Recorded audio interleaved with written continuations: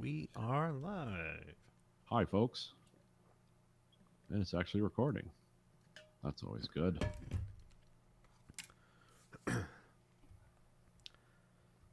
You're listening to the Verhoeven Effect podcast. I'm Conlon, I'm Nathan. and we are currently watching network television because me and Nathan do not watch network television.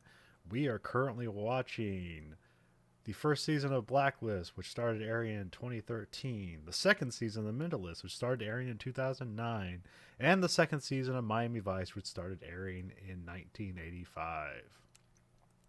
And as always, we start with the Blacklist. We have season 1, episode 10, Anslo Garrick, number 16, conclusion. Yes. December 2nd, 2013, NBC Monday.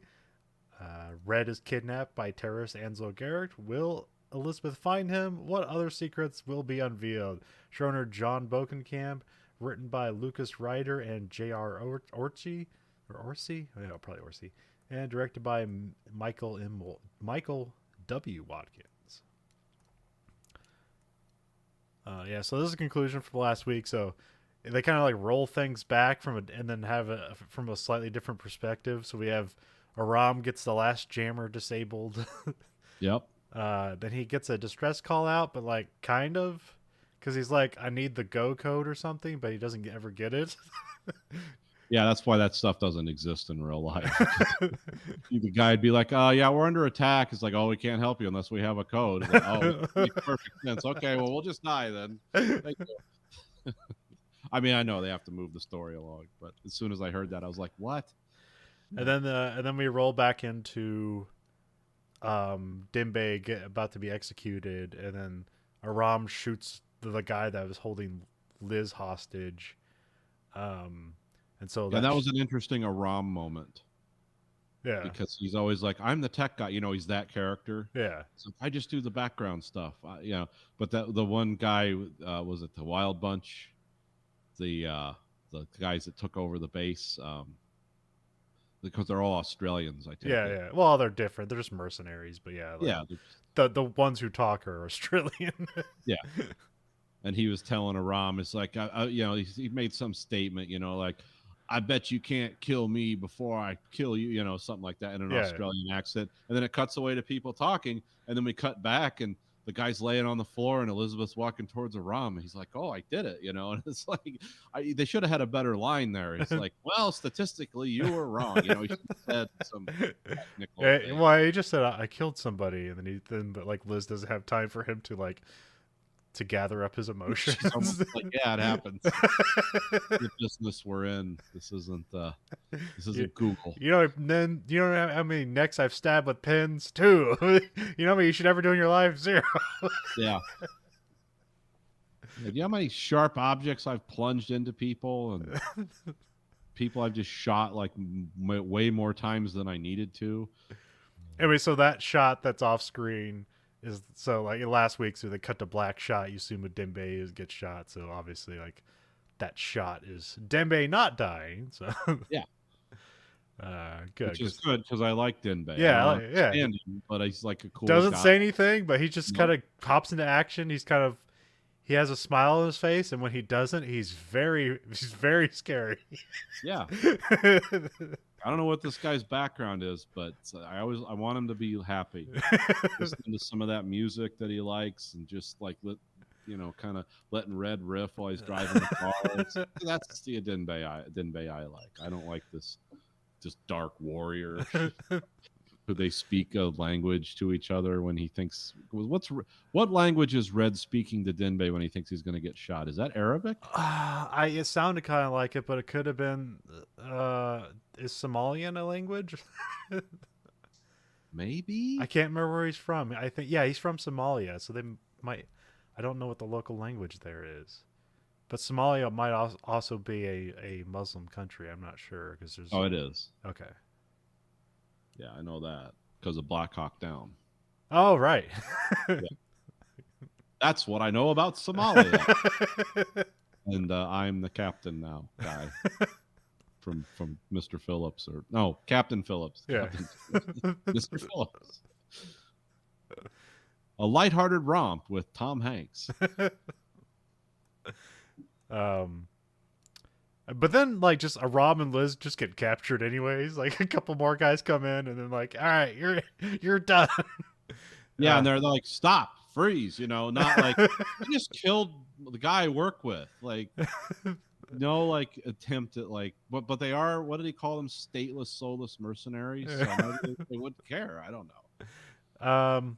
It's like, oh, we're gonna need another guy to play cards with now. He's dead. You know, that might be all the deeper the friendship goes. Yeah. Liz gets put on the fire line, and then Red gets even more desperate. And so he used the he had the magazine out to use it to twist the tourniquet tight. So he takes that out, puts it back in the gun, and puts a gun to Wrestler's head. Says, "Give him the code, open the box." And so Wrestler. Well, he also wakes him up by like just grabbing the wound. Yeah, which knocked him out. So it's like, yeah, this is incredibly painful. And so yeah, Wrestler gives up the code. They open up the box, but then Anzo doesn't immediately kill him. He just kind of takes him hostage. Yeah. And then Anzo team are like drilling in the ground, and they're putting explosives in, which I wasn't sure what they're doing at first, but that's the result is they use it to blow a hole in the ground. Yeah. But then they cut to there's a flashbang, and like the FBI backup comes in. And then they leave like one guard with all the FBI agents, and Wrestler like wakes up and kills the guy. Yeah. Which I'm guessing. By the way, the FBI like rescue team is just mowing these guys down. Like, you know, the FBI team that was on at the post office like could barely defend themselves. Yeah. Like, these guys would show up and they'd like be firing at them, but they were like stormtroopers, like they were just getting knocked down like bowling pins. But now the FBI team is on the assault, and these guys suddenly have become the gang who couldn't shoot straight. Yeah. It's like, oh, okay, wait a minute. Maybe you should have just put these guys in as guards in the first place. I don't know. There's kind of like later on, Anzo mentions that like, you know, you know, I need my recompense because they killed some of my guys, and he was like, some of the good ones, meaning that the rest of them, there's just a good large percentage of his crew that are just awful people and like aren't good at being mercenaries either. Yeah. Like they just must all be child rapists or something that couldn't get a job anywhere else. Yeah, it was like, I'm up for anything, as long as somebody's suffering and I can feel tough and walk around in like body armor or something. Yeah. Don't know which end of the gun's dangerous, but you know. Yeah, Wrestler kills the one guy, and so they start uncuffing everybody. They blow the hole in the ground that leads to like a railway, and then they leave via an ambulance. Then we see Dembe giving chase. He looked all badass just running down the railroad. Oh, at one point it's like, what's he running after? The ambulance is clearly gone. He's just still running with a rifle in his hands. Yeah, where is he going exactly? Like, well, maybe him and Red had some other plot because you don't see Dembe again. Yeah, but there's a specific point that like the team that comes up for Red later on is different. He specifically wants them separated from Dembe for reasons. Oh, okay. So Red has multiple teams. Okay. So like the team that comes up later on, apparently like Dembe and them don't know each other. Okay. I think so. Well, there's some point where like he just says like Dembe doesn't need to know this or something like that. So this might be the contingency team in case everything goes wrong. Okay. And everything did. So. Yeah, of course. Yeah, they're taking the chip out of Red, which is a very graphic scene. Yeah. And then another like kind of grotesque scene for the Blacklist. Yeah. It's like, we're going after the chip in his neck with our fingers. Like we're not using like tools or anything. Maybe he didn't want to use tools because it could stab his carotid artery because they were doing it in a moving vehicle. Yeah. I don't know, but it was just like this lady was like just digging in his neck. It's like, is this the thing? What are we watching? I mean, there's been stuff later on where they've been more lax with television standards. Because there's a thing like, it's like if it airs after 10 now, it's like basically a regular TV show, like a network TV show can just have swearing no matter what. Like nobody cares anymore. Yeah. Because it's like your kid's not supposed to be up. So if they hear this, that's on you. Your kid knows worse stuff than yeah. Your kid has access to something called the internet. It's kind of anything goes. Yeah. But usually if you had like this kind of like graphic kind of violence on a television show. It would be like in a medical show where it's not like being inflicted on people. It's just the result of a medical procedure. Right. Yeah. So I guess they kind of get both here. It Yeah. is the result of a medical procedure. Yeah, they weren't like killing him as a result of it, but sure didn't look comfortable. All right, men, get out the FBI surgical shotguns. It's not violence, it's surgery. Yeah, it's just firing scalpel tips. Yeah, they're starting to take the chip out of Red. Liz charges up the shock paddles. Yeah, I like the shock paddle weapon. Then Red says something to Liz. He says, "The Emissary Hotel in Chicago, Mr. Kaplan." And so, Yep. so I thought that was some clue in case he dies, but it's just that's her like next objective is to get that message out. Yes. Liz escapes the ambulance. She shocks one of the people and then wrestles with another person with a gun and shoots the driver, who Anzo just pushes out of the way and starts driving the ambulance. Then they get the chip out of the neck while Liz is like jumps from the vehicle and then just confiscates or apprehends this guy's car and has him drive, just a civilian, to drive after the ambulance. But they kind of like are a few blocks behind. But in the meantime, they hand off the chip to just some guy in a motorcycle who apparently knows to come up alongside to do this trick at this right moment. Yeah, do the I'm going to turn my motorcycle by just applying the front brakes and kind of swinging the back of it around. Yeah, he's very Fast and the Furious type. Okay. Just got to do the stoppy. Nope. The old stop and spin. And so the motorcycle guy takes the chip away to throw off anybody following with the chip tracker, and then he just drops it in the middle of the place, and they all kind of come up to it, or Liz comes up to it, and it's like, oh, we've lost it here, so now we're back to square one. Now, mind you, Liz is chasing the ambulance and the chip with a civilian in driving this car. She happens to pull over, stop a guy who's driving. That's a very powerful Mercedes Benz. I know what those cars. I forget what they're called, but those are the ones that have the big V8 engine in with the turbocharger. Yeah. It's like, oh, you stopped the right guy. I mean, that thing should have caught up with that ambulance in like a half a block. Like, it's a 500 horsepower car, but you know, he's also a civilian. But yeah, it's also she's still doing all this stuff while being like handcuffed with the zip ties. So. Yeah. She's like, I am FBI. Okay, pretty lady in zip ties, get in my $90,000 car, and I will chase men with you. I mean, it was DC, so you know. Yeah. I don't know if that actually ever happens. But just like get in a civilian car, like follow that car. Well, because if I saw someone like jump out of a vehicle and they just got up and started running and they were running towards me, like I would just drive away. I'm like, whatever this is. No. Sorry. I just I don't know. There's a video that popped up on Reddit recently about like carjackers, and where like they slowed down like under this bridge like intersection, and there's like almost no room, and like, but the guy was giving them a lot of space because they were acting all weird, and then when they like 10 guys jumped out of the car, he just gunned it. Well, he ripped their passenger door off. Yeah. but he had one of those cameras where it had the sound inside the car. Yeah.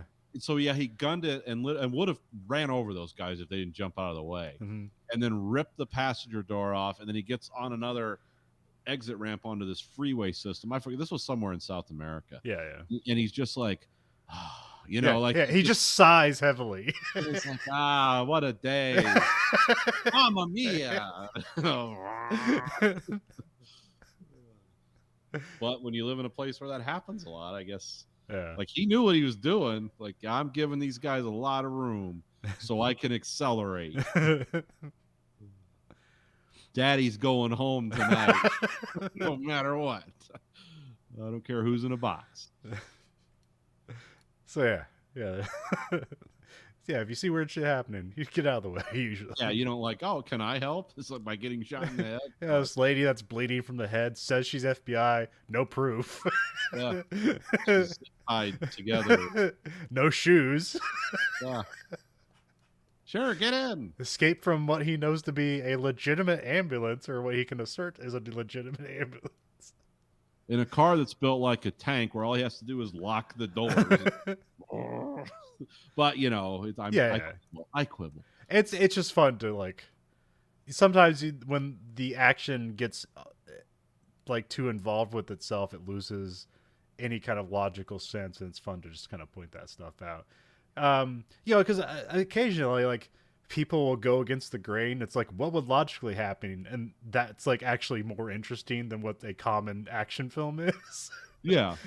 But because I don't know, like, action movies are kind of built on a lot of history of how they work, and making them is hard, and doing them safe is also hard. So sometimes they just end up doing the usual things because it's safe and easy. So well, that's what I liked about the Fast and the Furious movies, was always the focus on realism.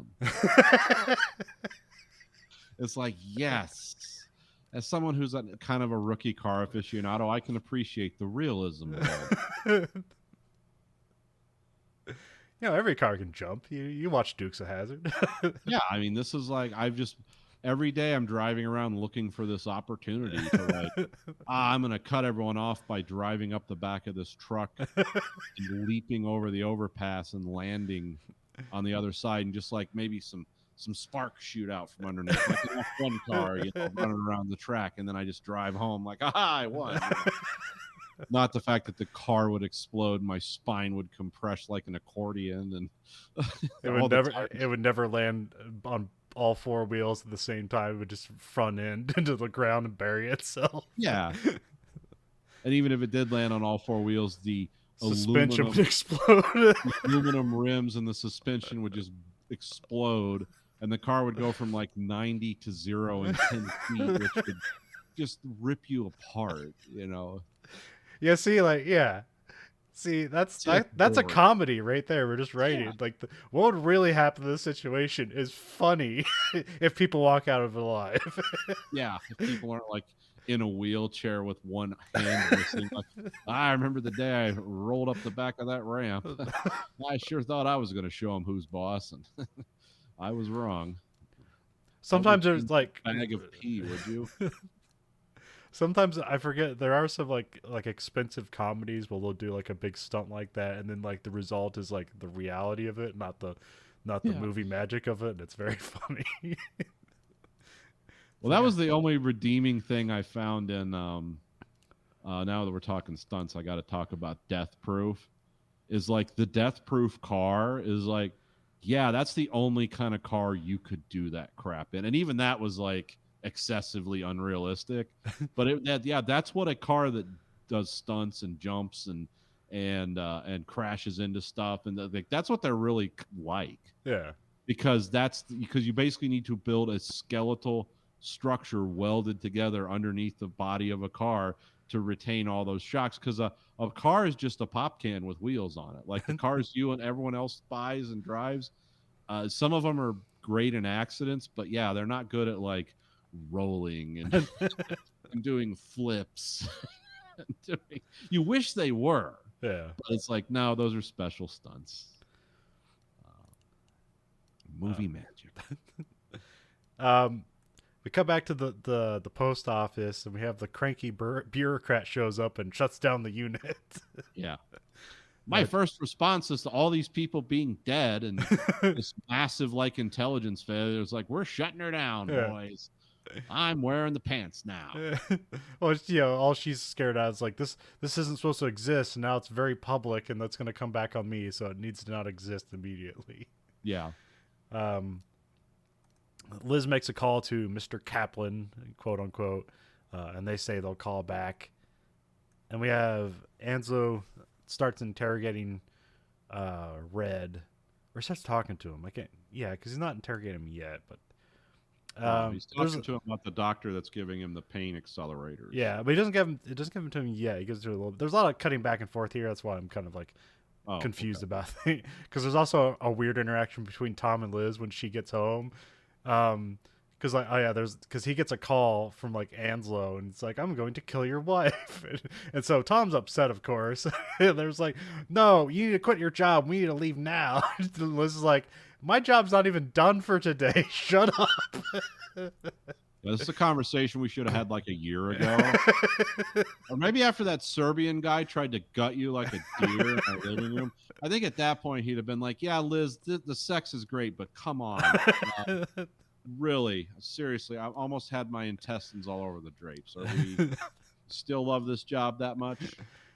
And then Aram starts sifting through the data, and he's supposed to like secretly give Liz some of it, but he's already like made a bunch of conclusion that he doesn't need to. And he says that there's probably a mole in the FBI, but what they get pointed to is that there's calls coming from the house that's across the street from Liz. So that's I wrote down, so that's a surveillance team, and it is, but so that the whole time that's been presumably what I've called a few times, I think, during the show, the sexy surveillance team, because they make 3 references to like, oh, are her and the husband gonna have sex? Like I've heard that as like, oh, these guys are just like pervert spies. And then so here I have it. Then Anslo gives Red a hypersensitivity drug, so it's like anti. The opposite of a painkiller. Yeah. Those are real, by the way. Oh yeah. Oh okay. Oh yeah, those are real. I mean, I'm not like don't have access to classified documents. I've just heard they're real, but I've also heard the problem with them is it's like, oh yeah, like if you slap someone, they can have a heart attack. Like it's not useful to interrogation technique. Yeah. It's just if you want to pour pain into somebody, and it doesn't work like. Or if you want a 9-year-old man to interrogate somebody and seem threatening, like that'll help. It's not something that's like inversely proportional to like this is the exact drug. This is anti-morphine, and you can level it out like it does a certain thing at a certain point. No, it just puts you in a lot of pain. Yeah. And it also, after a while, though, your pain receptors, your brain, it's just like if you use too many drugs, like for pleasure, this will burn out your pain receptors really quickly because your brain just won't like accept the data after a while. Anyway, it's a real thing, but it doesn't work very well. All right. I have some if you want to come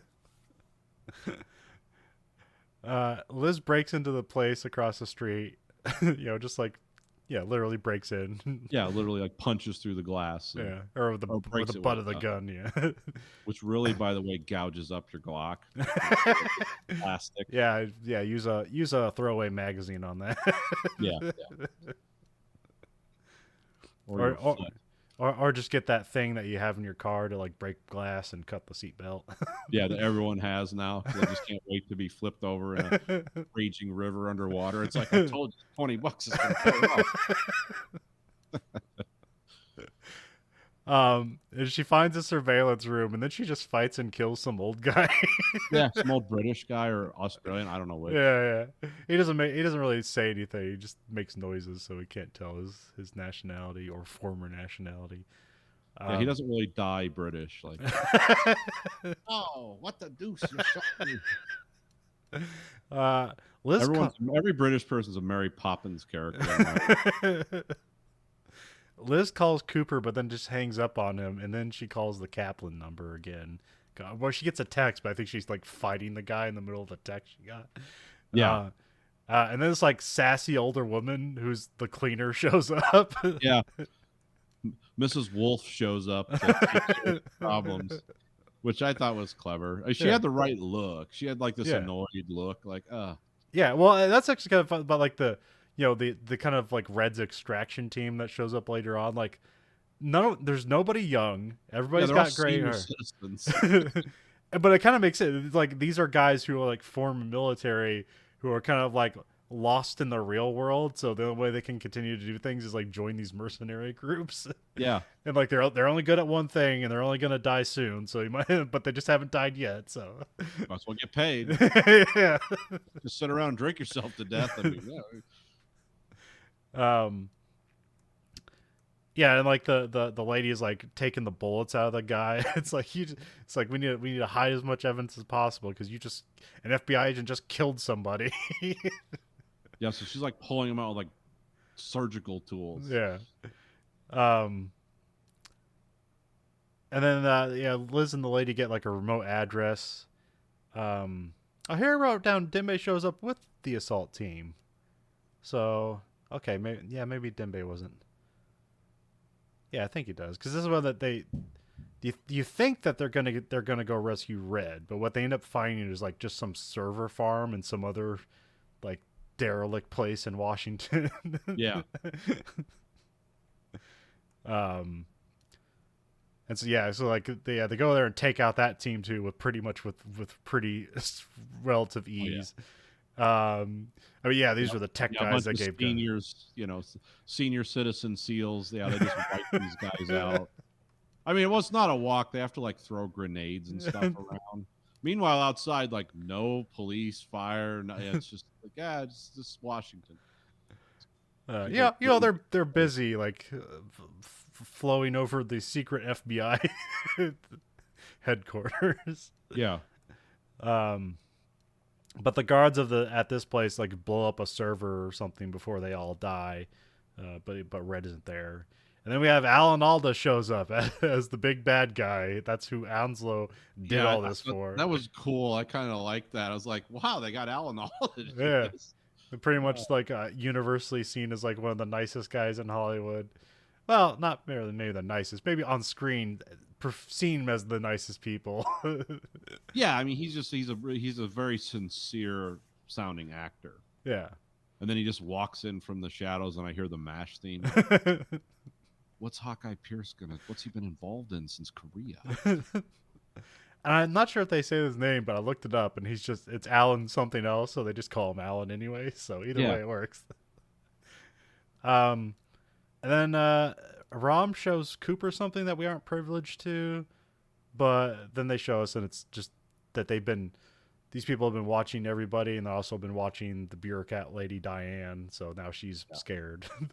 Yeah. Which I didn't know how to read that. It's like, is she supposed to be scared they're watching her, or is she supposed to be scared that she's the mole? Yeah, I didn't understand. Like they're showing her a video of herself talking to someone in the rain whose face you can't see, and it's a very animated conversation, and she immediately like puckers up like she's about to drop, she's about to lose control of her bowels, and it's like, wait a minute, is that compromising information, or is she just mad that somebody had a camera on her? Yeah. It was a weird scene. I'm guessing compromise, but Yeah. But anyway, she's like, all right, the team's back on. Yep, meat's back on the menu, boys. Now that I'm in danger, I want, helicopters and yo-yos and everything. And they make Red like on them because they can't. Oh, wait, no, this bit later. Yeah, Alan says that they let Red live because he has something on him. If he dies, that'll get let out. So he's got like whatever the secret like cabal of rich evil people. Like he's got like, like the thing from Doctor Strangelove that will release if he gets killed. Yeah. He has his own personal perimeter system. And apparently they made a spectacle out of taking him at the post office as a warning to Red that they can get him anywhere. He's not safe anywhere. Yeah, because they said you were at the park earlier today, and we just could have like grabbed you, but no, we wanted to do it the hard way to show you we can. Which again doesn't make sense, but dramatically is fun. Yeah. Yeah, it's one thing I've noticed about Red and kind of the circle of evil around him. It's like, oh, these guys are sinister and capable, but they also have a flair for the dramatic. They put them in the grave a long time ago. But okay. But we were fans of James Bond, and so yeah. And even though the evil guys always lost, we love their spectacle that they brought towards the movies. Yeah, this is what it's essentially Raymond Reddington is he's like Spectre if like he became, like if the Spectre organization had a guy that left and like, no, I want to be a force for good, but not really. I want to do good, but through evil. That's Raymond Reddington. Yeah. It's like because no matter what happened to him in his life, none of it justifies the kind of stuff. Whatever story of pain, loss, and hardship he has, and I'm sure it's horrible, nothing justifies this guy's actions. Well, it's like if you had a scene where like Batman is like, it's like, oh, the Joker just killed like 100 people, and Batman's like, no, we can't kill him. We must give him the least amount of government help possible and let the system do its job. Red would just walk up and shoot him in the head. It's like, is Yeah. anybody going to replace this guy? Because I'll shoot them in the head too. Yeah. Yeah, Red's like it's always these Byzantine solutions, but boy, he likes to wrap it in silk and fancy clothes and wine and culture, and it's like, oh, you just kill people. And I'm not even saying you have bad reasons. Like your reasons are sound, but it's again, the amount of artistic performance that goes into some of this stuff is like, oh yeah, these guys were. Well, there's a lot of like, because there's only like 2 episodes ago he was like suffocating Liz's father to death for adoptive father. Yeah, for the only parent she had, and I've got to tell her the truth. It's like, I know, but you got to promise me you won't. Well, I don't know. And then all of a sudden, just like suffocates this guy to death. Yeah, it's like, I mean, he got teared up about it, but it still didn't stop him. So yeah. Yeah. Again, whatever Red's doing, there's always reasons, but it doesn't justify his continued existence as somebody who's just not, it's like you're perpetrating the same evil you claim to fight. Yeah. Alan hands off Red to Anslow, and then but then like Red just kills Anslow with some scissors he got. Yeah. The way he holds it just looks like a spike, and I was like, is that just a spike he got from like that chair or something? But if you look closely, it's like scissors, and he has like the little Mickey Mouse things you put your fingers in, or like just underneath. Yeah. Which was good because that guy was for as scary as that guy was, he was also like an idiot. Yeah. It's like you talk too much. Well, I was wondering if they're gonna like leave him like, because this guy already took a gunshot to the head, or like, are you gonna like leave any chance that he could still be alive? But he's pretty dead by the end of this. So. Yeah. This guy's not gonna become like the Puzzle Man or something. Every time he shows up, he loses a piece. But no, this guy took one to the brain. So, yeah. Then the FBI show up, but it's like after. But it's like it's kind of just like disjointed at first because they basically cut to the same room like immediately after the scene, but then it's just empty, and so we have no idea how much time has passed. But Red's not there. Yeah, that was the important thing. Yeah. And then we have Audrey show up, who was mentioned in the previous episode, to Wrestler's room at the hospital. Yeah, Wrestler's keeping his leg. Yeah. I mean, that's one of the things where I like looking up the information on this stuff, where it's like things kind of get spiked, is because like I was pretty sure that he's not going to die because when you like we're glancing through like the list of cast, like they show like how many episodes they were in, so it's like, okay, he's not dying. Yeah, that one. And if he does, it'll say, if he died in episode 3, it'll say 8 episodes flashback. No, he's just in all the episodes. Or / he's like, he played 2 characters in this series. Yeah. Or he's a brain in a jar. Who knows? And then so that's his former fiance, and then he was like, oh, I've just been busy, I forgot to take your name off that list. Yeah. And then she has like a new engagement ring, so he notices that. So they kind of like reconnect on whatever level they can. So it's either going to be a problem or a future. They just kind of gave, or because they've tortured Wrestler through 2 episodes, it just gave him a little bit of levity. Yeah. Because he's a lighthearted guy. Like I said, Wrestler's still my #1 secret agent gun safety nut. Like, you're in a city, fire! Downtown New York, start firing up in the air. Save yourself with a hail of bullets. Yeah. It's like the best agent ever. And then we have Red calls Liz from a landline. Liz just straight up asks if Red is her father. Yeah, that question that's been like hinted at. Yeah. It just finally straight up asks it. And he, kind of a pregnant pause, and he just says no, and he just warns that Tom is watch sketchy. Your husband. Yeah. and then he hangs up and just kind of puts a hoodie on and walks into the crowd of DC. And the also in this I also have like Diane reinstates the team, but now they're back to not just work the blacklist thing. It's now he's back on the most wanted list, and so now he's they're #1. Yeah. So it was it was pretty good conclusion to 2 episodes. Usually the second episode of a two-parter is like the weakest, and like it is here too, but like it still did a lot of things though, so it was a really good episode. Yeah, it went in some directions that I liked. It wasn't like, because sometimes especially on TV, I don't know if it's how they cut them, but it's like, the rising action, the excitement, like the denouement of the story. It always happens like right at the end of that first episode. Yeah. Mm-hmm. And then the second episode is nothing but the declining action. Yes. It's like, wait a minute, we want an episode 2 here. Oh, we don't want just to stop. It's like, Denbei's got a gun to his head. So this doesn't like, it does that, but it also kind of branches out a little bit to where it keeps your interest. Yeah. I like it. I mean, I like this show so far. I mean, I have a lot of fun with it, but it's like, I like this show. Yeah. Mainly because I like James Spader. Because sometimes some of the stuff Raymond says is like, oh, this is brilliant. Like, this is Shakespearean. Like, is he ad-libbing this, or is this actually the script they wrote? It's like, this is good. Sometimes it's really weird, but it's like, I like it still. It's almost like in this show, because everyone's fine, and I recognize a lot of these actors, but it's almost like it's just like, oh, it's Raymond Reddington and then everyone else. Yeah.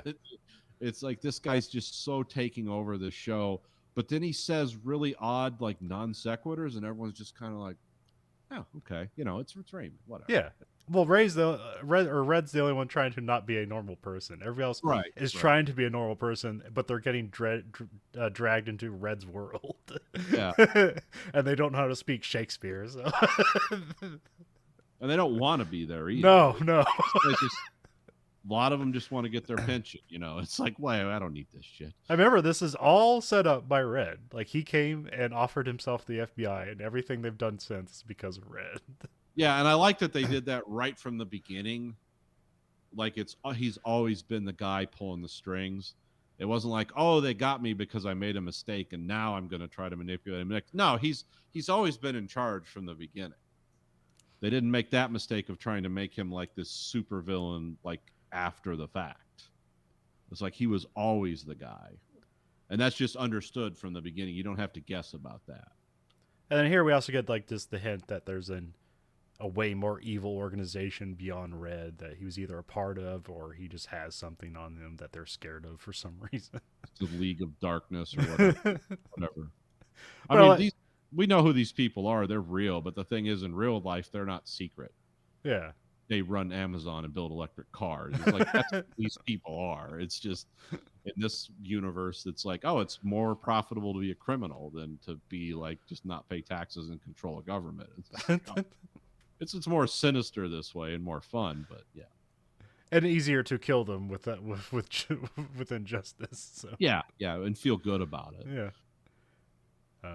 It's not some lunatic firing out of a crowd where everyone's kind of like, I wish it didn't end that way. I'm glad it's over, but yeah, kind of shitty. So for our second show, we have The Mentalist, Season 2, Episode 10, Throwing Fire. Which I guess fire can be red. Yeah. Original air date December 17, 2009, CBS Tuesday. The founder of a prestigious baseball academy is murdered. Jane is hit by a baseball as the investigation begins, and he recalls his teenage years as a carnival psychic. Showrunner Bruno Heller, written by John Mankiewicz, and directed by Martha Mitchell. The first episode we ever get any real detail, like in shot scenes, of Jane's past. Yeah. Which, like I said, I don't read ahead on this, so I was like, oh, cool. Yeah. Because I had no idea. I assumed it was something like this. Well, I forget because he said his father did something before, but he said he was like a carpenter or something. Yeah. But I totally forget what he said. But yeah, I can't remember. But yeah. Well, he because he said things about his past before, and I really didn't have time to look it up because I wanted to. But he's always kind of hinted at kind of like a banal, like kind of normal life, or just something that didn't seem very interesting. And he's also so smart. It's like, oh, was he from money? Did he come from a poor background? Like, you just don't know. Yeah. And then this episode, unless this is all going to be written off as him taking a shot to the head with a baseball, it's like, oh, they were just like carnival hucksters. Yeah. Like, that was his life. And he had a moral conundrum, which it's like, oh, he outgrew that. Because he doesn't seem to have any. Well, he does and he doesn't, but yeah. Yeah. So yeah, the weird thing about this episode is like there's a lot of very important character stuff, but this is the poorest episode of the season so far. Yeah. It just didn't stand out to me in any way as being good because there was no real great Cho stuff, which I always look for. There's a couple of lines. There was some, but it's not. Some of that stuff's like, because when they were talking about like his dad and he wanted to play baseball and his parents thought he was wasting his life and Jane was trying to second guess Cho's childhood. Yeah. He's like, nope, you're wrong. And it just, Yeah, I tore my ACL. Yeah. Like, is that why you join the gangs? No, it's much more banal than that. But that's like, there's usually a couple of good Choisms. Yeah. But the thing that really stood out to me in this episode, well, there's a few things, but yeah, the stuff was like, oh, finally we're seeing what Jane's life was like. Yeah. Yeah, so sad. We have a dead guy in a garden next to a baseball field, and it's apparently just some development facility for up and coming baseball players. Yeah. Yeah, that's where you get the Cho talking about playing baseball, or Jane kind of like telling a story about it, and then Cho's like, no, I just tore my ACL, but we don't know if it's true or not. Yeah, because that's the thing with Cho. He's the best poker player on the team. Like, you don't know if he's telling the truth. It's Barney's, was it Sloop? I think Leslie Sloop. Well, that's his wife. No, Barney Sloop. Yeah, Leslie was the weird wife. Yeah, that's the dead body, and some agents show up. I meant like not like agent. I meant like an agent or whatever, his business partner or whatever that guy is. Yeah. He shows up. And then when there's a foul ball and Jane gets hit by the foul ball, and then it flashbacks to him being like a young con man. And he's working with his dad. I wrote down like, is that his dad or is that just some guy? But I don't think the guy always says like calls him son, but he's never like says dad in return. So I have no idea if they're actually like blood related or not. You assume it's supposed to be his father, but yeah. He's credited as Alex Jane. Okay. So.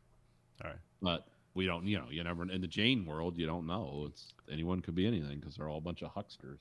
And good casting on that kid. Yeah, he looks like a young Patrick Jane. So.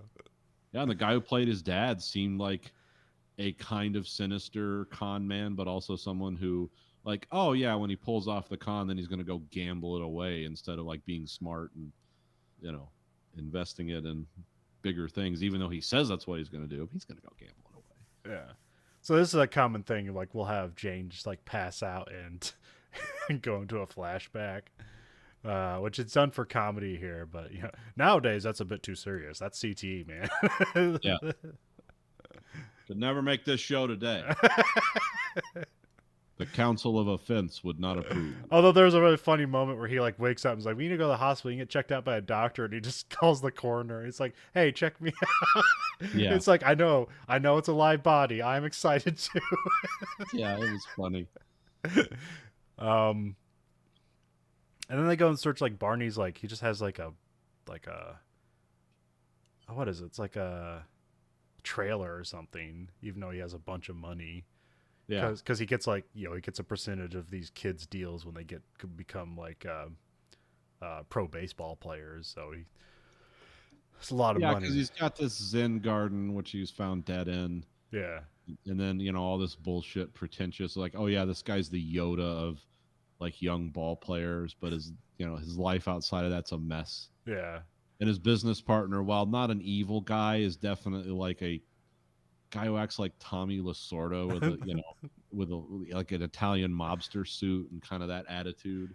Well, it's like this dude's dead body's like visible from the baseball field, and like they're still having practice going on, and like the guy's like, it's what Barney would have wanted, which probably. Yeah, I mean, yeah. Yeah, and we got like a real sad thing where they talk about like he's still married to his wife, but she moved out, and like a year ago, and you find out they had a 3-year-old that choked on a balloon, which that just sounds awful. Yeah, that doesn't sound fun. Yeah, because that was like basically their life ended Yeah. there, as like that's when he became baseball Yoda, because I think he couldn't deal with that, and his wife just became an alcoholic wreck Yeah. who slept with all the guys that got contracts from his school just to piss him off, because they were still married, even though Yeah. they didn't have anything to do with each other. Yeah, they talk about his wife Leslie Sloop, and she might be a suspect or know something, so they're looking for her. Yeah. Then who we have? The business guy's name's Fitch. Jane provokes him, and it's like basically trying to get him mad to get his gauge his reaction if he actually killed him or not. And he's kind of inconclusive on it, but Well, it's like he said, he's like, oh, he can become violent. You can see that. And then we see kind of off in the distance that we hear. We have Mr. Sinclair. We have Scotty Sinclair as the son, and he seems like the angry father. So you're kind of like, well, is that going to be? Because I know that guy. That guy's been in a bunch of things, but I think that guy was very familiar. I first saw him he was in the I forget what it is. Crap. It was like an AMC. Yeah, it was like an AMC detective show. He was in the first season, but yeah, that guy's been in a bunch of stuff. Yeah. I think he was like one of the friends of like he was in crap. Now I'm just forgetting all of it. Well, he was in Bosch. Yeah, he was in The Expanse. Yeah. As one of the mechanics who was like a friend of, and he gets like tragically killed at some point. Oh, Yeah, wait, no, he's in the room with what's her name? Now I'm forgetting all the names. I'm on the wrong track now. Naomi. Yeah, he's in the room with Naomi when she ejects herself from the room into space. Yeah, but he didn't inject himself with like the things that slow your heart rate, and didn't breathe all the air out of his lungs, so it didn't try to burst out violently. Yeah, so he just died immediately. But he was a good friend of hers up until he was overtaken by Marco Inaris's charm and good looks. Anyway, back to The Mentalist. Welcome to the Expanse podcast. Van Pelt and Rigsby go to the Sloop's house, and there's some dude named Narcisco. Yeah, which is like, though, is that a made up name? Yeah, it's like Narc with San Francisco.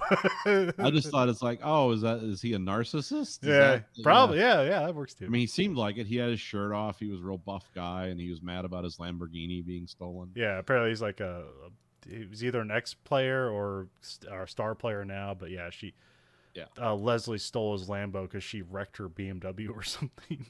Because she's constantly on alcohol and drugs. So Jane just throws around some leaves and then passes out into a flashback.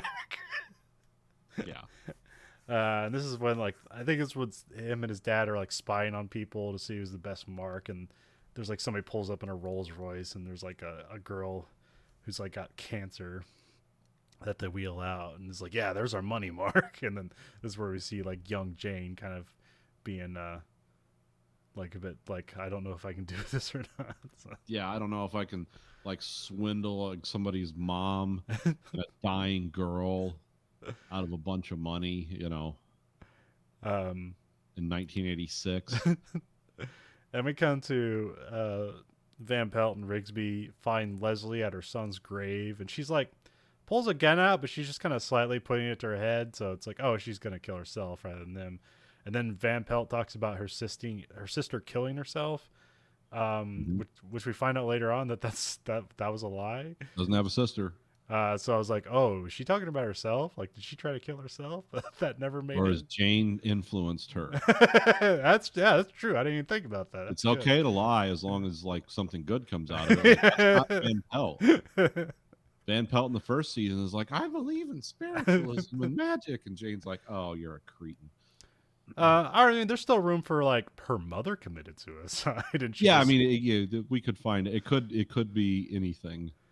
I just think it's like Jane's like influence on people. Yeah.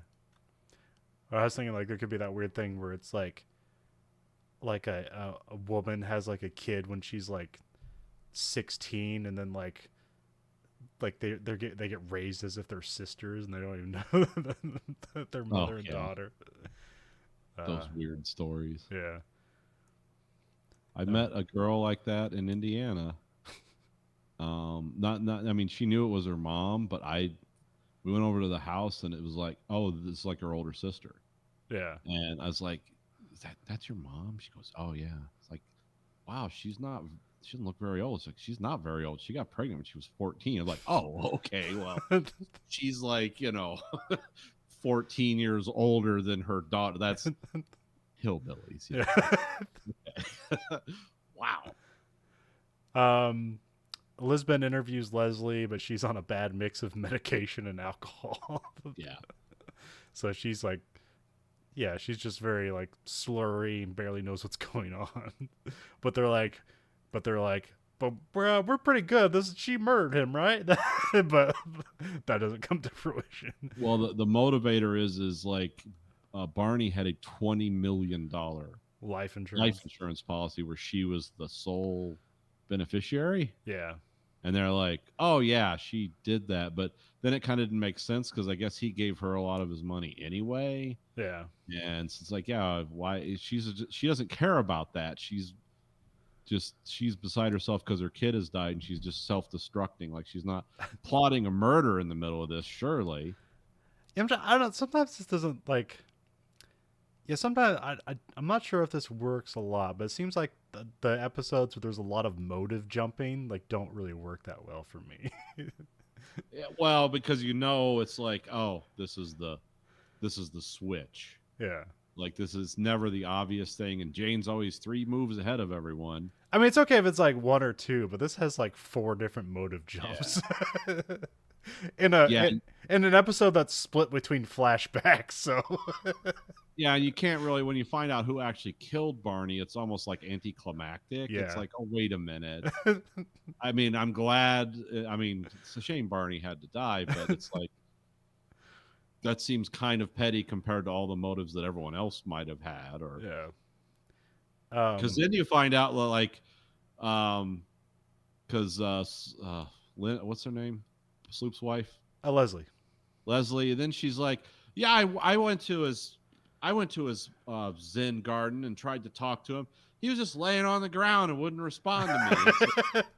And they're like, yeah, he was dead. Like, oh my God. She went and talked to him. She was so out of it, she didn't know he was dead. And you think, well, it's gotta be her. She's just bullshitting.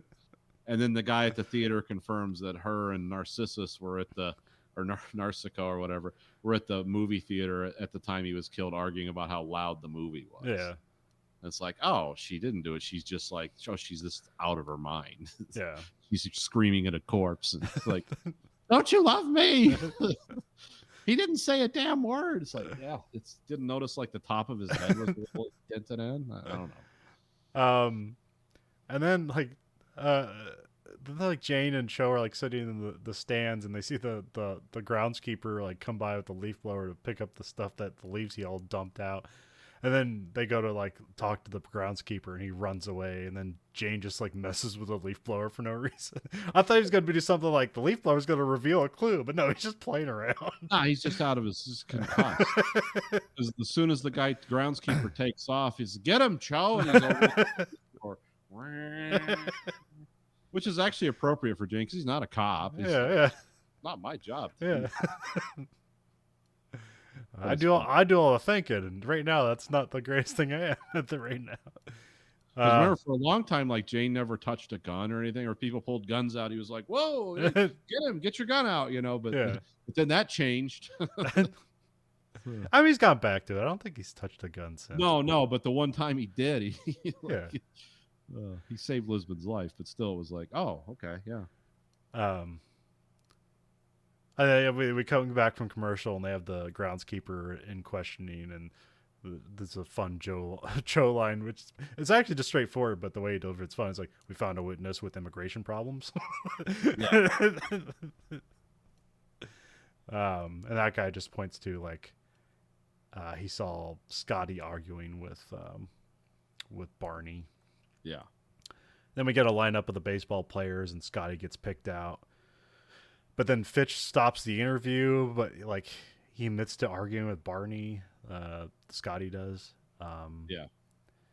And then then we get like the sort of like the the final scene of the flashback. Well, actually, no. I guess there's two. This is where Jane is doing a reading for the sick rich kid, and Jane doesn't want to like lie to the dying girl. Yeah. um, Which is actually what they're doing, because it's like, oh, it's a crystal that's been in our family for years, and they do some kind of switcheroo where Jane burns his finger on a candle, yeah. and then presses it to the crystal, and then the burn's gone. So they're doing some kind of like sleight of hand there. Well, I thought there's something they focus where he has like a key out. So I thought like what he does is he like presses the key in, so like it kind of like makes an indent that looks like a blister. Yeah, Yeah. because I was like, "What's that key about?" And like, wait, did he really have burn his hand and get a blister, and then it's okay? It's like, how does that work out? And then I remember the key. He's like, oh, he's like perfect. He's deforming his hand for a bit, and then putting it under the candle and just pressing it to it, and then it just eventually like just goes back into place. So that's the whole trick. I'm assuming that's what's going on. Yeah, that's what it was. Um, But it's really horrible what they're doing, because like this girl's gonna literally die of cancer like any day. yeah. And they have this like ancient crystal that's been in their family. It sounds like really stupid and hokey, but also people that like, oh, my loved one's gonna die and I'm never gonna see him again. Like, yeah, you can suck people in with that. Yeah, and they have money. They have disposable income. So Yeah, so it's like, yeah, just and like Jane has a real problem with that, which I totally get. It's like, because in my life, I'm all about like, oh, if I could grift somebody, just like they're being scumbags and I could take advantage of them, make a bunch of money or whatever. Yeah, I'm for it. But not when like a child is dying. Like that's dark. that's beyond. Just giving them needless hope. Yeah. I mean, it's not even nice. It's like, it's not like, oh, we're gonna have this one last great day where you can ride in my Ferrari or something. No, it's just like, oh, you might live a normal life knowing it's a total lie. Which is like, if you just sit down and think about it, it's like, who would do that? But people do that all the time. That's the problem. So yeah, Jane as a child says like, you should just give it to her, and like runs out of there crying. And then the dad shows up. It's like, yeah, I got $10,000 out of her. Like that crying was a real good trick, and yeah, he doesn't know it's real. You couldn't possibly have real feelings. And then he gives him $100. Like that's for your good hard work. And so it means he has like $9,900 left, and he's all gonna gamble it all away. I was kind of hoping when he handed him $100, he was gonna be like, Dad, this is like, I was the one who sold it. Like, this is I thought it would turn into that, which would actually more explain Jane to me than what happened. But it also makes him like a more likable person. So Jane has some moral compass. Yeah. That he's still willing to cross, but yeah, at one point he did have it. Jane was a human once. Yeah. No, I don't think of him as a good guy. He's just the most interesting guy to watch. Yeah. I don't think I think he's someone who has had a very weird, abnormal life, but he's also someone who's probably got like a genius level IQ, and you think he should be able to like separate from that, even though this horrible thing happened with Red John and his family. But it's like, oh, he's not the good guy. He is just Red John who doesn't enjoy murder and death. Like, he doesn't want that kind of power over people, but he's the same type of person. It's just like if Hannibal Lecter just wanted to play with his food instead of kill it, it's yeah. I mean, Jane's not gonna have fun trying to kill people, but he has a lot of fun catching people who do. Yeah. Which you'd want him to be more serious about it, but when he has fun with it, that's where it's like, oh, this is irresponsible. He's just, but he's that good in this sense, though. Yeah. That he still gets results, even though he's not being straightforward or serious. Sometimes it's not the good you want. It's just yeah. We find out that Scotty's dad is stealing from him. Yes. So that's like another, because that's why he was arguing with Barney, because he's like, hey, where'd that money go? And it's like, oh, it went to this account. It's like, that's not my account. It's like, yeah, your dad created it or something like that. Anyway, so there's a little divide there. And then Jane does like this trick with the baseballs where he's like guessing their birth date, which is kind of interesting, because he like, I'll write it on here, and he never actually writes it on there, but he has like a bit of like pencil on his thumb, and when he has the ball behind his back, he writes a date as he says it, and it's like, it's clever. So like, oh, he can read minds. Like, oh well, we're gonna go throw ball. Well, see, I figured out when that happened. It's like, oh, this goes back to what Snake's dad was saying. Yeah. Which is About like, yeah, it's a weird reveal because like that first scene with Snake's dad, he's like, yeah, he's 22. He's kind of old for one of these kids. But then it's like a point of contention later on. It's like, didn't we already know this? no. See, the thing with Jupiter, his name's Jupiter. Oh, he's talking to his son on the phone. His Talking other about older his son. older son All right. is like, oh yeah, he could really throw a fireball too, but he's 22. He's like an old man for baseball recruiting. Okay. And then it's like, oh, and then we never hear anything about it again. and Snake's dad, Jupiter, seems like kind of the nice, like, I love my son, and I'm glad he has this talent, and I want to do everything I can to develop this. And it's like, oh, he seems like the good dad. Whereas the other guy, like, his dad's an asshole. He's setting up separate bank accounts. He's pushing his son in a kind of that jerk dad way of the sports dad. Like, come on, you're not concentrating. So you always want to think like, oh, he's the bad guy. Yeah. And he pushed his son too hard, and his son wasn't doing as well, and he thought Barney wasn't being fair to him, and so he went and beat Barney to death so he didn't disappoint his dad. Like, that's what you think this is going. Yeah. But then it's like, oh, when we start naming the birth dates and stuff, and Snake just like, no, I don't want to play this game. It's like, oh, okay, he's like 22 or something. Yeah, so that's why Snake's dad kills Barney, because he found out his real age and he was going to reveal it or drop him from the course or whatever. But weirdly, like right at the end when Jupiter like basically confesses like, yeah, I killed him, I'm using his younger brother's birth certificate, and then Jane like turns to the business partner who's left and is like, does he still have a shot? And he's like, yeah, but I get a bigger cut of the money. And the kid's just smiling because he's still got a shot, even though his dad's going to prison forever and he just lost like half his money. He's like, yeah, he's still got a shot. And everyone's sort of like, yeah, okay. Yeah, everyone smiles for finding the murderer. Yeah, we found the murderer. The kid's older than we think. He's getting a lot less money now, and but he's still getting to play. Oh, and also we have some weird Rigsby Van Pelt tension when they find out that I forgot about this. Yeah, that Barney had a $20 million life insurance policy, and Wayne was like, told Van Pelt, I'd kill you for $20 million. He's like, ha, ha, ha. And she just looks at him seriously, and he's like, no, I'm kidding. Like, uh-oh, trouble in paradise. We also thought like we kind of proved that that's not a joke because he literally handed away like some invaluable diamond in the previous episode. So yeah.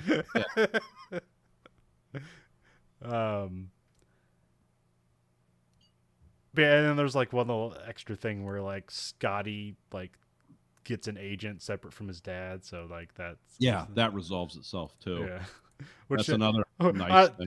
I know that like it's like, oh yeah, we wrapped that up, but also by that point like I don't care. Yeah. So it's weird that it becomes like the last thing. And it's also weird that these really young kids are like dealing with this with kind of like zest and aplomb. Like, Snake's dad's going to prison. It's like, I get my shot still. The other guy's like, yeah, fuck you, sports dad. I got my own agent. Now he's going to fuck me out of money instead of you. Like, yeah, this worked out great for everyone. Jane's happy, so we know it's evil. Credits. Yeah. Yeah, so yeah, that kind of upbeat music. Yeah, so this episode, well, it's like it wasn't necessarily like a bad episode and like, oh, it was hard to watch. It was just like an episode. It's something like in years from now you're never gonna remember it, but good character stuff. So yeah, it's only gonna be, hey, remember that one episode where him and his dad were like these gypsy grifters at this carnival? Like that's when we found out Jane's background. We're not gonna remember the rest of this stuff. No. And so for our third show, we have Miami Vice Season 2, Episode 10, Bought and Paid For. Original air date, November 29, 1985, NBC Friday. Gina's cleaning woman gets raped in Gina's home by the spoiled son of a wealthy man who thinks he's above the law. Despite evidence being circumstantial, Gina wants to have the man arrested. Izzy steals Switek and Zito's bug van. Showrunner Michael Mann, written by Marvin Kupfer and directed by John Nicola.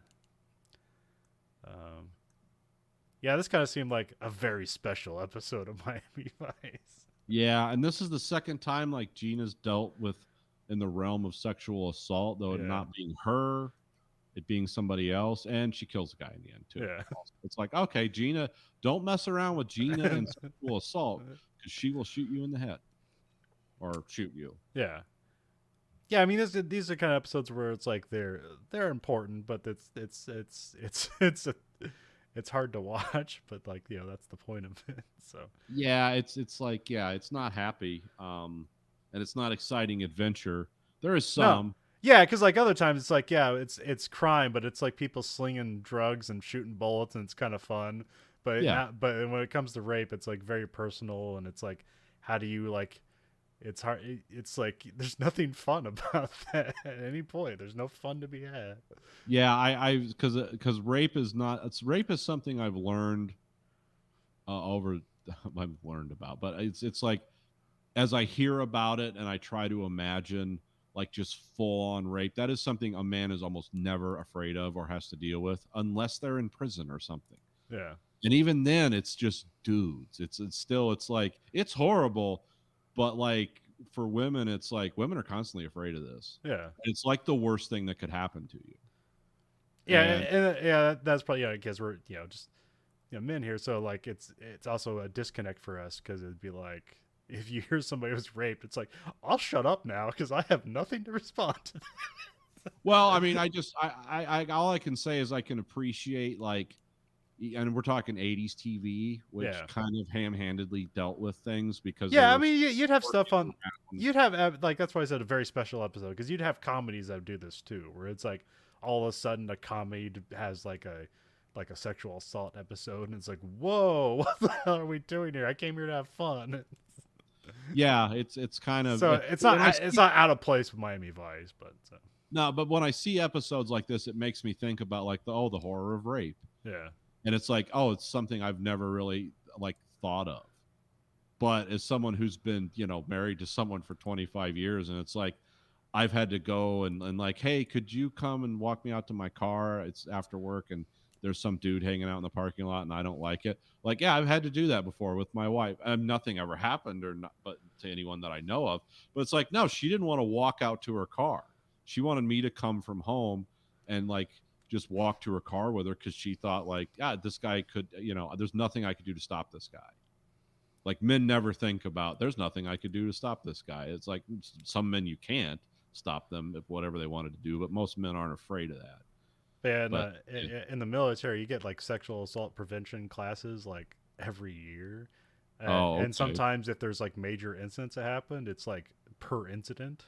So there was like one time we had like they call them SAPR courses, sexual assault and prevention, and yeah, we had to do it like 5 times in a year because of just stuff happening. Oh, And it's not necessarily in unit stuff. It's just kind of like it was also like when remember like the Air Force guy that was running the sexual assault prevention stuff and he was sexually assaulting people. oh, Jesus. No, I don't remember that specifically, but Yeah. it's like, So yeah, it's like all right, we got to run these again. did he look into the mirror and the monster looked back? I'm like, what happened there? That's weird. So Was he yeah, always that way? so yeah, it's a big problem in the military. But like I personally never dealt with anything like that. But I did like there'd always be like women from other units that were like hanging out with our unit. It's like, wait, what like, oh, we're a bunch of nerds, like we're not making you feel uncomfortable and or sexually assaulting you. Yeah, it's like these are the safe, the safe Marines. Anyway, so yeah, Gina's doing some day chores and she hands off a task to a maid or something, who's like her name's Odette, and she's just kind of like this Haitian cleaning lady or whatever. Yeah, and like she's having her groceries delivered. Yeah. And apparently Gina knows her well because she's like, well, here's the key to my place, and I got a surprise for you in the closet to kind of repay you Yeah. for what you're doing. And Instead of paying you. Yeah. You just pay me more. I can get my own dress if you just pay me the money. well, yeah, this is Miami. Yeah. It's, I don't know. I don't know give if you've ever worked in a job where it's like we're having a pizza party because we made a bunch of money this year, and it's like we made bunch of- $100 million, and we're going to give you all pizza. Yeah, fuck you. just give You me know money. what? You know what? um, Now, see, I work a union job. We don't get pizza parties. Get profit sharing. So it's like, okay, yeah. well, I technically got profit sharing too, but it was always like, oh, you're getting your profit sharing check this week. Guess what you're getting? Instead of 40 hours, you're getting 36 hours to pay for the profit share check we're giving you. Yeah. Well, that's why I qualified that with saying I work a union job, because you don't get that anywhere else in the world. And that's because unions are evil, right? Let's talk about that for an hour. Okay, so yeah, Odette. She gets that thing, but then we have Vices doing a sting with I wrote down. Yeah. I had wrote down with Izzy as the informant because that's the only person I recognize, but he's not the informant, just some other dude is. And I also wrote down, like, are they using a different film stock for this episode? Because it looks a lot more like the premiere than the other episodes we've had so far. Yeah, I wondered if I thought this like a recycled episode that they kind of aired way out of order. I couldn't figure it out. Well, no, I thought it looked, because the premiere had like a slightly different, clear film stock that looked almost like more movie-esque, and then and then every episode after kind of looked like the first season. And even some of those episodes were from the first season, but this episode kind of looked more like the premiere, this season premiere. But I don't know.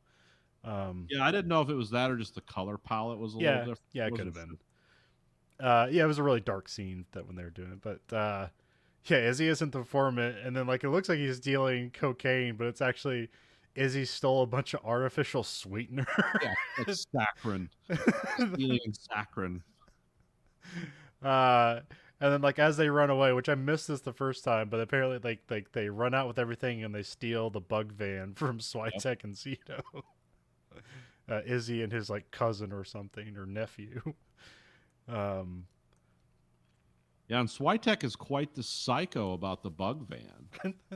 Like Switek's sort of easygoing, or not Switek, Zito. Yeah, Zito's sort of easygoing, kind of a stumble bum, but yeah, when it comes to that bug van. Like he's quiet and menacing. He's very upset. Then we have the maid Odette shows up and finds some dress. She's at Gina's apartment, and then she's excited about the dress and she puts it on. And some guy shows up. Wrote down as Roberto because in the credits he's like Roberto Nico Arroyo, and so I just wrote down Nico for the rest of it. Even though I think they call him like Arroyo for like the last half of this episode, but I'll just call him Nico. It just shows it. And his name that's Joaquin Alameda. Yeah. And he's been in a lot of stuff. Yeah. I saw him, I was like, oh, that's a very young version of the head bad guy from Desperado. Yeah, that's what I most remember him from. But he's been in a lot of things. But. He's a great actor too. Yeah. Like how do you know it's one of the guys? It's like, is this the guy we're looking for? Do I know him? Have I seen him? And then he pulls out a gun and shoots one of his henchmen. Like, yeah, I didn't know him. Now he's dead, and the problem's solved. Yeah, he's a great actor. He's originally from Portugal or something. I didn't know. I thought he was like Mexican, but he's not. I was wrong. Also, they say he was like 23 in this, and like I don't know what his actual age was, but like he's just must look old for his age or something. Yeah, he doesn't look 23, but he's also looks a lot younger than he did in later movies. And he just kind of has a smoker's voice, so he just sounds older. Well, also they say like the actress who plays Odette, they say she's like 18 or something, but she was actually like 32 when she shot this. Oh, really? Yeah. Okay. Oh, okay. Wow. Well, I thought I vaguely recognized her, and I guess I didn't really, but yeah, she has an interesting filmography.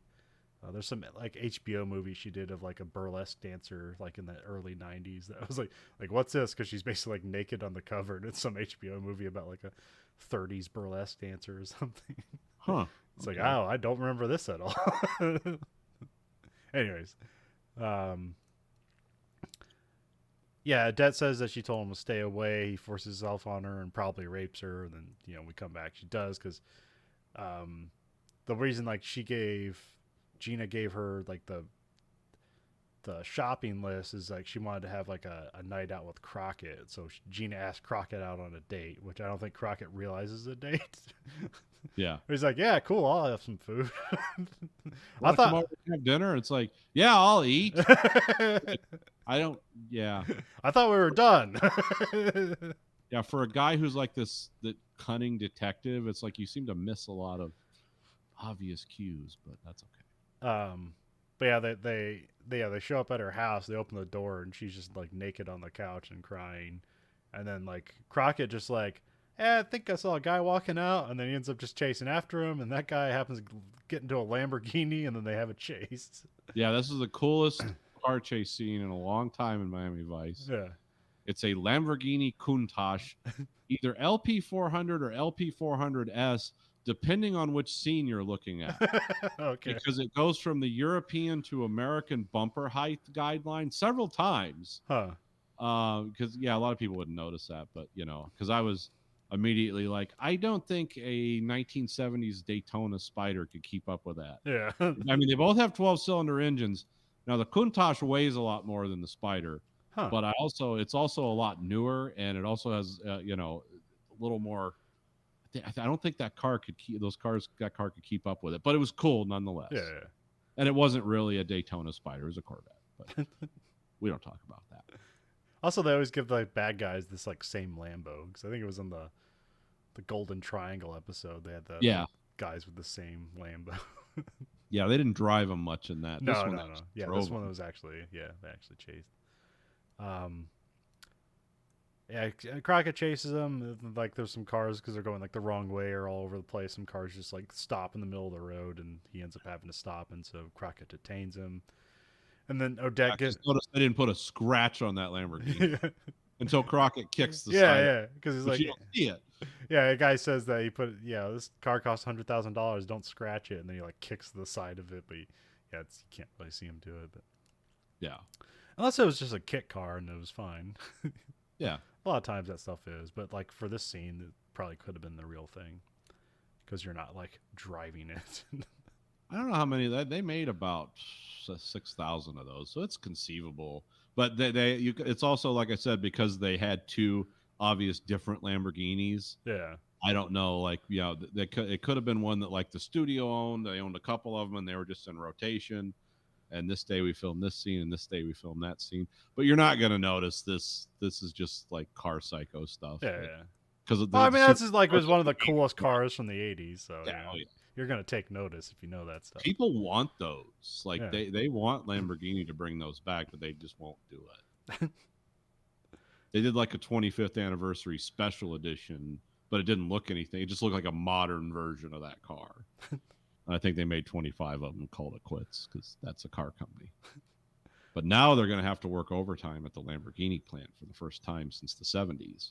Oh, because I don't know if you heard about the boat full of exotic cars that caught on fire. I did. Yeah, they lost pretty much half their yearly production for America. Huh. Sunk in that boat. So now they're, got to go back to work. And the guys are like, ay. Well, hopefully they had insurance on it. Oh, I'm sure they did. Yeah, I saw a video though. I'm worried if like rich people can't have $1 million cars. Like, oh no, how's my family gonna eat? I don't know. Sometimes you're concerned about like that's a cool car. I hope it stays in existence because some kind. Yeah, I watched a video like today where they were talking about the Sultan of Brunei's like car collection. Yeah, and it's like absolutely ridiculous. There's like, there's 7 cars in the world of this, and he has 5 of them. Yeah, he's looking to get the other 2. And apparently, and they have just like 8 different garages built specifically for this guy's collection, and it's in like a temperament like kind of jungle climate. Yeah, and apparently, like they didn't have like. Not all those parking garages have like temperature control, so there was like Ferraris with mold all over the leather and stuff like that, and they're just like rotting to pieces. Yeah, and they value the collection at $5 billion. Yeah, some of those cars I think should last. I don't hate the cars. I love the metal. I love the process. I love the performance of them. Yeah. I hate everything around them. Like if I had the money to buy a supercar, I would buy a Lamborghini because those are meant to be driven. They build those. Those are kind of seen as the course supercars because they're real harsh and they're meant to be. And I would pay money to rent time on a track and have someone teach me how to drive this car the way it's going to be driven. And if I didn't wreck it or whatever, then great. I'm driving this car the way it's meant to be driven. then it would go back on the trailer and go home. I don't need to drive around the street on something that's that hard to drive Yeah. because it's just a rocket engine with a fiberglass body on it. It's not, and I wouldn't care if it even had paint on it because it's going to get scratched because I'm going to be at the track and I'm going to put the track tires on it, which don't have nice stylish rims or anything, but they keep me from dying. That's how I love that kind of metal. Yeah. I wouldn't want to like show it off. Then you have that Or weird stuff where it's like on Jay Leno's Garage where they put like a super powerful hot rod engine in a Rolls Royce, and it looks like a Rolls Royce until you hit the gas and it sounds like a muscle car. That I would drive around just because it's cool. It's just like, oh look, a Rolls Royce, and you hit the gas and like the whole ass of the car plants down. Wah! It's like, oh, that's not a Rolls Royce. It's like, oh no. This has got like real reliable engine in it. Isn't that what my box are for? Like, don't they have like, it's like plush like Rolls Royce interior, but it has like a sports engine in it? I think so. Yeah, I know the Maybachs are actually like performance rated, but they have ridiculous luxury. Like you sit up higher in the back, like it's theater seating, like so you can sit above the driver. But yeah, if he hits the gas, like that thing's going to go 0 to 60 in like 8 seconds or something, which doesn't sound impressive until you realize the car weighs like 14,000 pounds or something. It's like, oh, that's actually pretty cool. And I think there's like an umbrella that's stored in the door that costs like $1,000 or some shit. Oh, that's Rolls Royce. I don't know if it costs $1,000, but I know as soon as you open the door, you press a button and whoop, an umbrella pops into your hand, and you can press it. And like some of that stuff's cool too, just for the. It's like, oh, that's neat, but I'd never spend the money. But if I had the money, I'd have a supercar. I'd have a track supercar. Because when I want to drive really, really fast, it's like that's where you do it. And you put a helmet on and you put a 6-point harness on and you go learn. But then there's like stuff you hear about where it's like, hey, if I won the lottery, could I get that car? And it's like, no, because they have a client list that they sell to, and it's not you. Yeah, you're bumbling fool. Nouveau riche. No. Now, however, Ford will set you up. You can get a Raptor and then take it down to Texas, and they'll put like a supercharger on it. And and this thing can like jump off of cliffs and be fine and can outrun a supercar. That's what the lottery winners get. Those are available. And the other one I'd get is the South African, the like picture perfect replicas of the Ford Cobras. Because you can't get an original Cobra. There's millions of dollars, but you can get one that functions exactly the same. There's this company in South Africa that makes them. I mean, they're like $70,000, $80,000, but they perform exactly like that car. Now, I'd have one of those because those are just amazing. Those will actually make your nose bleed. They're just that. It's just like a really tiny car with a giant engine in it, and it's from the '60s. You spring for the disc brakes because yeah, that's still like the standard. Anyway, back to Miami Vice. So Odette gives like false information because she doesn't want to get in trouble with that guy, with Nico, because she fears him more than she fears anything else. Yeah. Well, we find out that Nico's father was like a general in Bolivia, and apparently he just made a killing conning the government and then ran to America. Yep, and now he's a respected banker in Miami. And then Gino and Trudy apprehend Nico. I also wrote they open up the door, there's like a nude drawing on the wall, and it's like, did that get past censors? Or are they just letting that in this? Very Clockwork Orange to me. It's like, I just threw that in the background. Okay. It's like, okay, that's a woman. That's nipples, and there's a bush, but like we're just letting that on TV. Okay, that's fine. Yep. I mean, I don't care, but I was just surprised. Yeah, I mean, I have 3 of those paintings. I have the a reproduction of the Korova milk bar in my bedroom. That's just how I roll. But yeah. Wait, what's that? Where they go and get the milk at the club in Clockwork Orange. Oh, okay. Yeah, the girls, like you reach down behind them and like the milk comes from their boobs. Okay. It's full of chemicals that like make you high and violent. That's why it's called the Korova milk bar. Full of Drincrom, Synthometh, and everything you need for the old ultra violence. I've only watched that movie once. So. And then we have a scene where like Castillo, like they're like processing Nico, but then he gets let go. I think. Well, actually, that's a separate thing. Anyway, they get to Castillo's office and reluctantly tells Gina that the case won't hold, so they gotta like let him go. And Castillo does not make eye contact the whole time, No. which is weird for him because it means he doesn't like what he's having to say. Yeah. And I was thinking to myself, well, if he raped her, use DNA, and it's like, oh, wait a minute, this is before DNA was really. Oh, is it? Okay. Yeah, I mean, I think they could do it, but I don't think it was like It's not. It wasn't like admissible in every state or something like that. Yeah. So they nailed him on cologne and I forget what else. But yeah, the fact that she wouldn't press charges and when he raped her, he just like threatened her with a knife, like a switchblade or whatever. It's like he didn't beat her up. Yeah. So there's no proof. And the fact that he worked for the family before is like, well, it's this really rich people that she worked for at one time. And it's like, this case isn't going to hold up in court because she's also refusing to press charges. Yeah. It's like, oh, okay, we're done. Then that's. Well, I mean, Gina says she's going to find like another maid that had this happen to her. So then like Castillo says like, I'll try to get them to hold him as much as they can. So that's his only.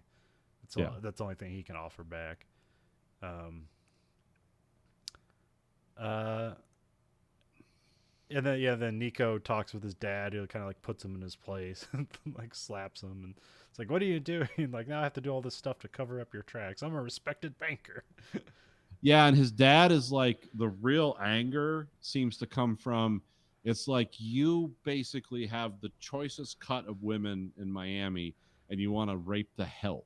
Yeah. He's like, says something like that. And it's like, oh, that's what his dad's really mad about that. And it's making him look bad. Yeah. But it's not the fact that you like, oh, you just brutalized and raped someone who was ostensibly like a teenager or 18 years old. And it's like, no, that's not the problem. The problem is you're making me look bad and who you're raping. It's like, don't rape, rape up, not down is kind of what his dad was saying. And it's like, oh, that's weird. Yeah, okay. I never even thought of that. But okay.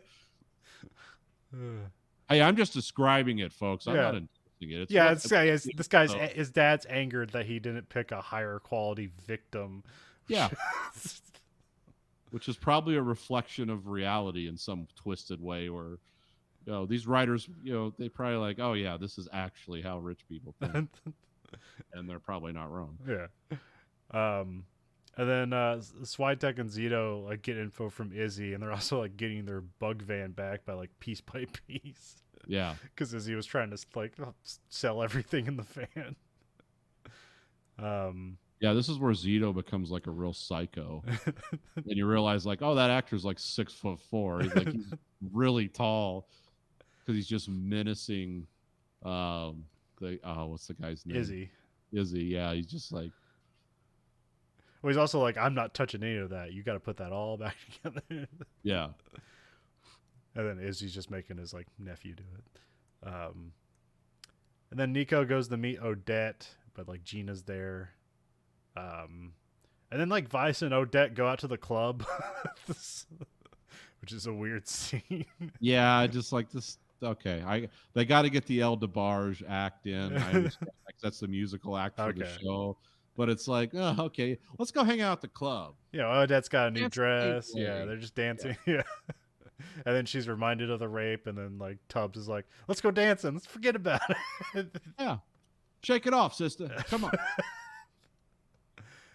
And then we have like, we kind of cut between a bunch of stuff. And so Odette's mom gets like flown in and paid off, like in the intercuts. Yeah, which seems to, it's like intercuts very quickly.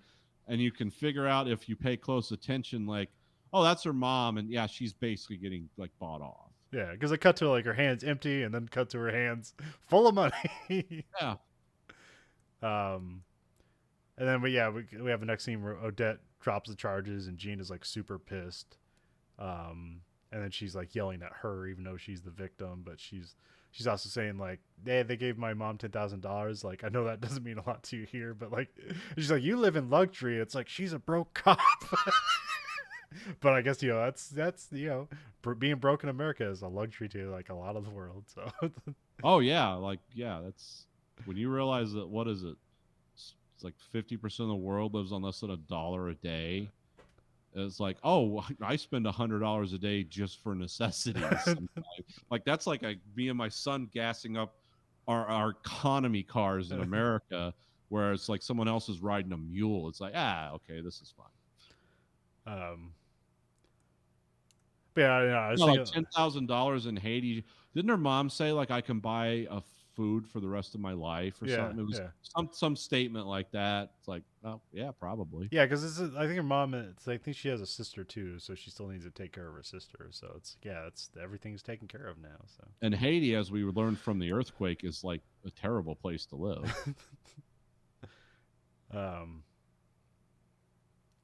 But yeah, I was just kind of because I think of like how the economics of how they treat the cops in this movie, and it's like, well, they're basically saying Tubbs and Crockett are broke.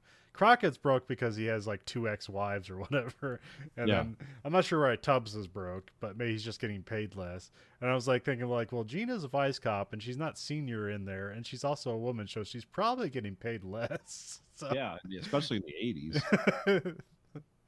I don't know. I maybe pay structures, maybe pay scales, and in the police department, like you can't, you get paid the same at what scale you're at, but she's probably at a lower scale than most Crockett. Most police and civil service, like they're all unionized, so I imagine they're striated like that. Like I don't imagine there's a difference. There used to be if you worked in a union shop, you all got paid the same. Used to be, not now. But anyways, yeah, so I was like, we can get into that. Well, I didn't know if like I was when she like when she says Gina is like living the life. I didn't know if we were supposed to be like, wait, that's a contradiction. Gina isn't living the life. Gina's living the life compared to like people in Haiti. Yeah. Is what yeah, that's what you get out of it.